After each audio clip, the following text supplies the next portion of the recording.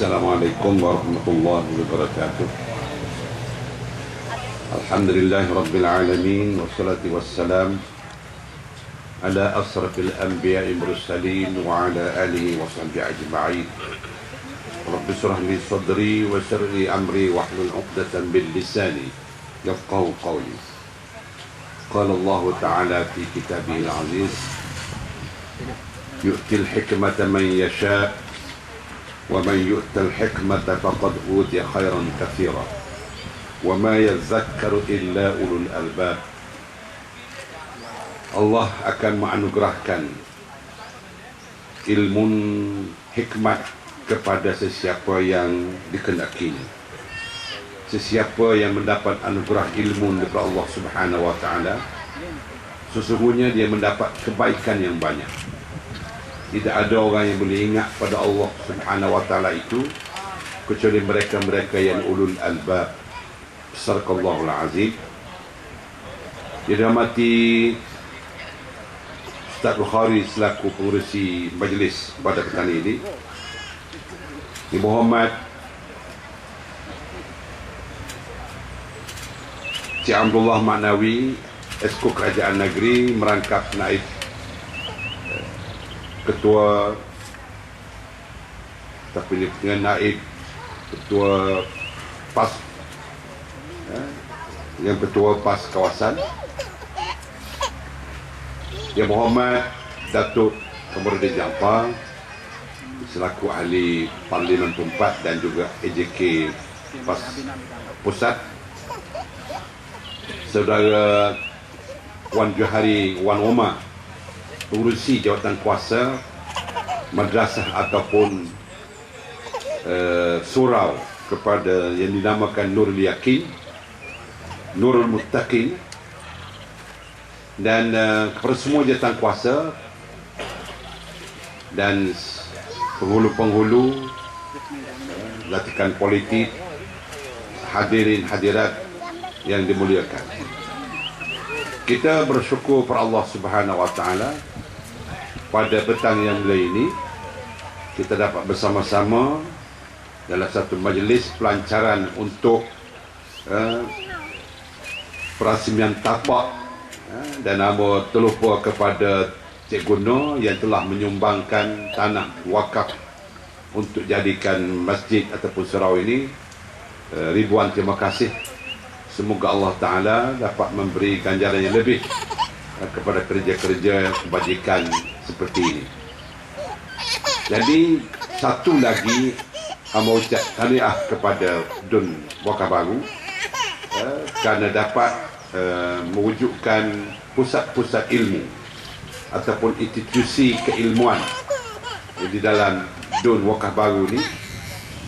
Kalau kita lihat beberapa hadis, antara hadis mengatakan kalau kita banyak mewujudkan pusat-pusat ilmu, sama ada surau, sama ada masjid, sama ada madrasah, dilihat daripada atas sebagaimana kita melihat daripada bawah ke atas, bintang-bintang yang berkelipan di atas sana itu, samalah para malaikat melihat di bumi di mana saja ada majlis-majlis ilmu ataupun institusi keilmuan itu hidup dengan ilmu yang diajar di situ, dia berupa menambahkan lagi cahaya dunia ini.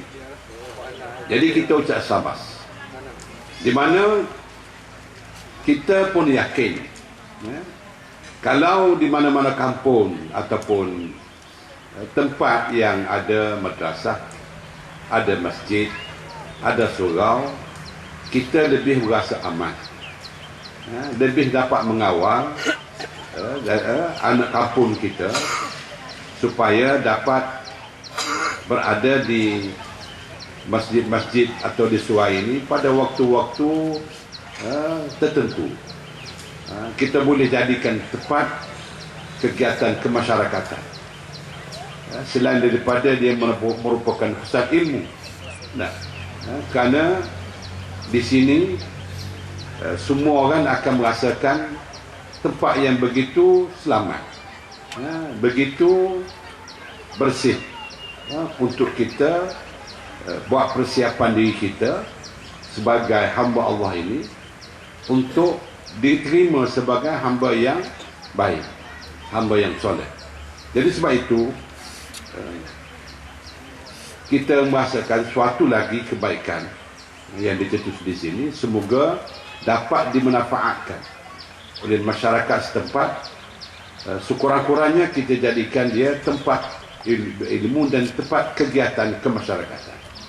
Kamu teringat Rasulullah SAW pada satu ketika bukan saja Masjid An-Nabawi yang dibina di Madinah itu menjadi pusat ilmu, pusat pentadbiran dan pusat kemasyarakatan, bahkan juga dia menjadi suatu tempat untuk terima tetamu-tetamu daripada luar Madinah, sehingga tetamu-tetamu daripada bukan Islam Rasulullah terima di masjid untuk sebab dia sebagai pusat pentadbiran waktu itu.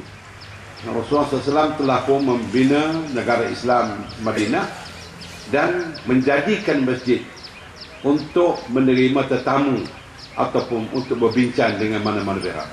Mungkin hari ini apabila kita sebut masjid tempat terima tetamu bukan Islam pula, satu benda asing payah nak terima.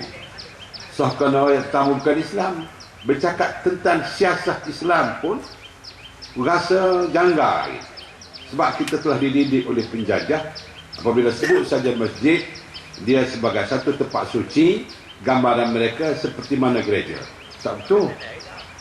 Sebab kita dalam Islam ini, masjid merupakan institusi ilmu, institusi tempat pentadbiran dan juga kegiatan masyarakat. Cuma hari ini oleh kerana pentadbirannya ada di bawah kerajaan, kita ada bangunan-bangunan tertentu kita dah bagikan untuk pentadbiran kerajaan. Kita ada pejabat SUK, kita ada pejabat jajahan, kita ada majlis daerah, bagi sesuatu kawasan pihak berkuasa tempatan, tidak lagi di masjid. Tetapi bukan bermakna masjid tidak boleh kita buat pusat-pusat pentadbiran. Bagi sebuah masyarakat kecil seperti ini, kita boleh adakan perbincangan demi untuk kebaikan. Contohnya kita kata macam mana kita nak mengelak anak-anak muda kita terlibat dengan kegiatan-kegiatan yang boleh menjatuhkan moral mereka. Kita boleh bincang di masjid. Kemungkinan selepas ada masjid ni ada pula komiti, polisi komiti kan, polis dia punya komuniti polisi. Nah, mungkin ada rukun tetangga dan sebagainya. Kerana kita sedar bahawa kampung kita mesti selamat